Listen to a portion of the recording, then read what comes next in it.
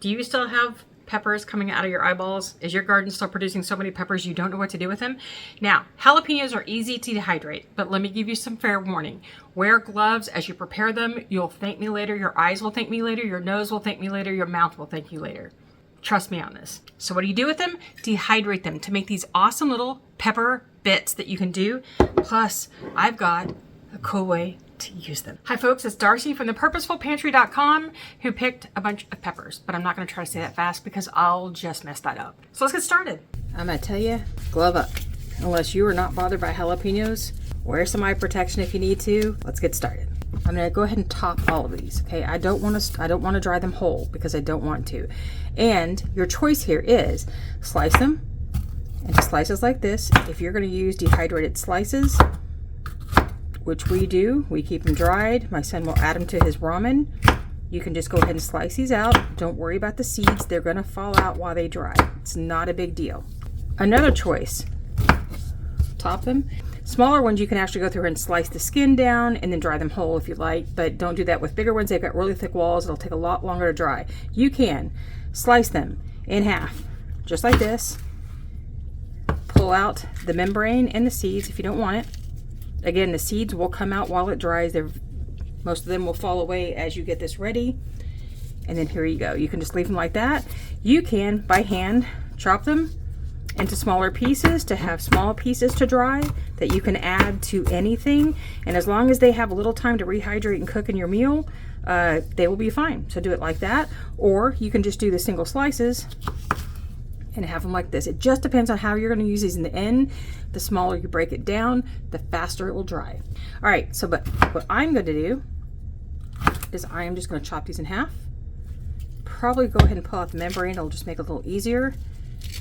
And throw in my food processor because I'm going to let the food processor do most of the work for me because I want small pieces ready to go for tossing into cornbread if we want it, to toss into anything that we're making that we want a little extra oomph.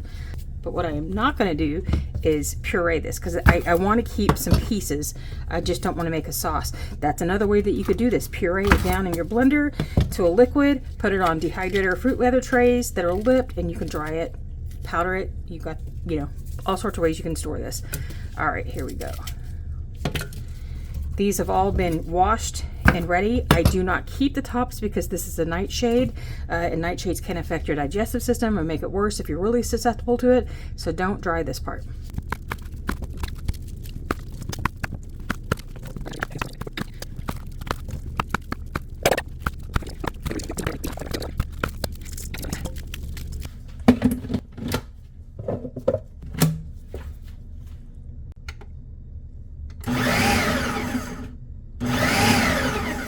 Okay, after running both sets through the food processor, we have a ton of small diced chopped jalapenos. Okay, what we're going to do now is I'm taking my Nesco because these are going to go outside. I'm going to take my dice, load my trays. So I have screens that I have cut to fit my Nesco, and I go ahead and just load it all up as much as I need to, and then I will go ahead and clear out that middle section in order to make sure that it has the right airflow to dry this properly. And I'll put a link to this mesh that I use down in the description box. Now, I want to give you another tip.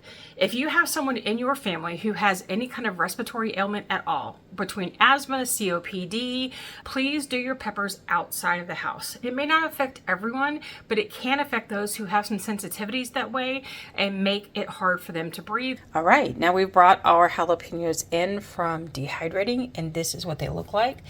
I did small little pieces so that they can be added to anything that we make, and it's not going to be a texture issue for some of us.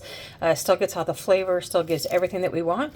So now let's rehydrate some so that you can see what it looks like rehydrated. Okay, now to store these, I find the easiest thing for me is to take my Nesco trays like this, and I love these mats simply for the reason I can pick them up and pour them onto a larger sheet that will make collecting them a little easier to put into my jars. And you may also want to go ahead and use some gloves at this point, because this still is going to have all of the oils that make jalapenos spicy are going to be all over your hands. I forgot to put gloves on, and since I'm already into it, I'm going to be much more aware of where my hands go now. Here we go.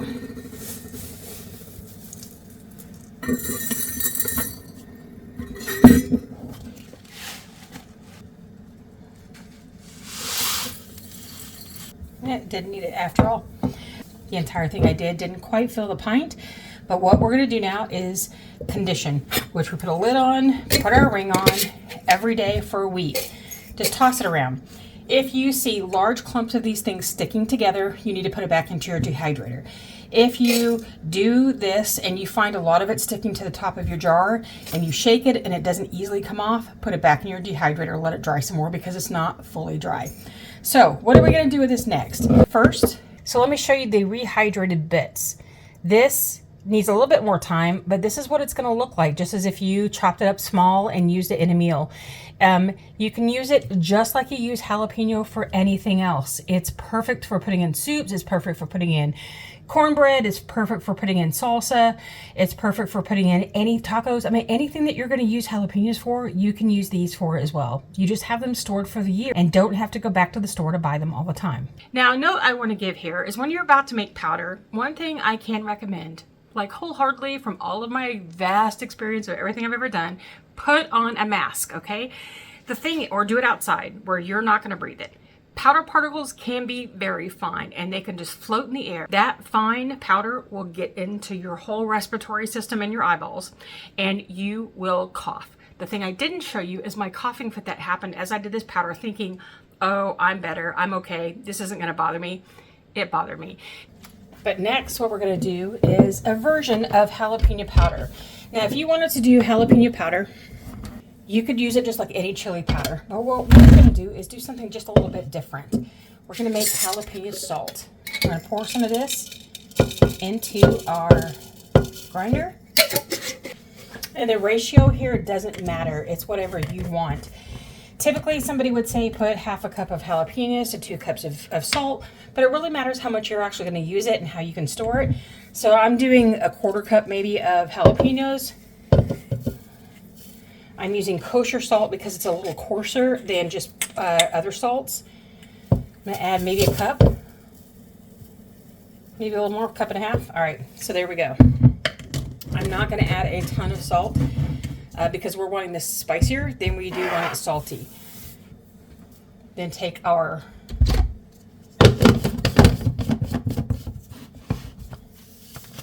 so here's what you have inside. Okay, this is what you have inside, and it's going to be a spicier blend. Pop it on here.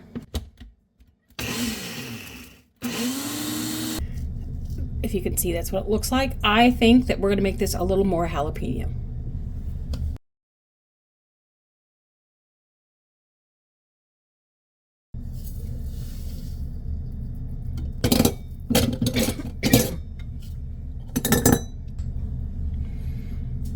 And then what we're getting is a little jalapeno salt right here.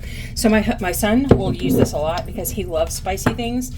And I just put it in this little decorative jar that I got from Hobby Lobby one day because I thought it was cute. He can just scoop it out and he's got jalapeno salt to add to anything that he wants to make it a little spicier.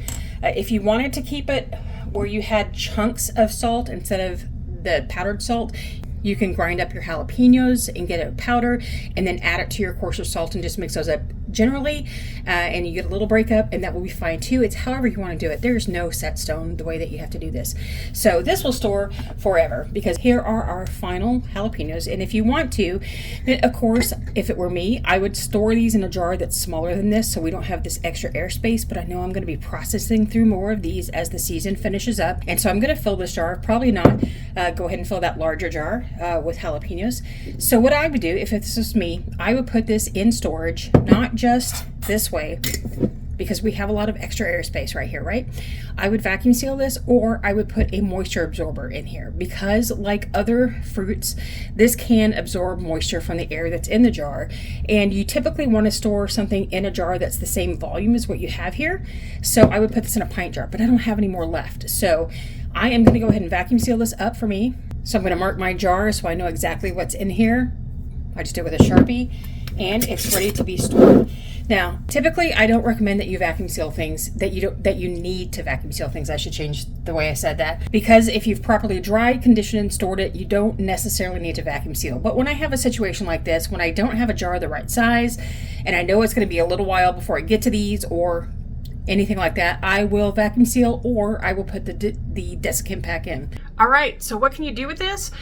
Put it on top of your popcorn. Trust me, it's gonna make your popcorn just spark. It's gonna be so different. You can put this on fries, which is what my youngest son loves to do. He loves to sprinkle that kind of stuff on his fries. So you could add this to any meal too. A little pep of spice in something that you're cooking. If you wanna just up that without really making it spicy, this will help. Now you can also think about adding things to this already.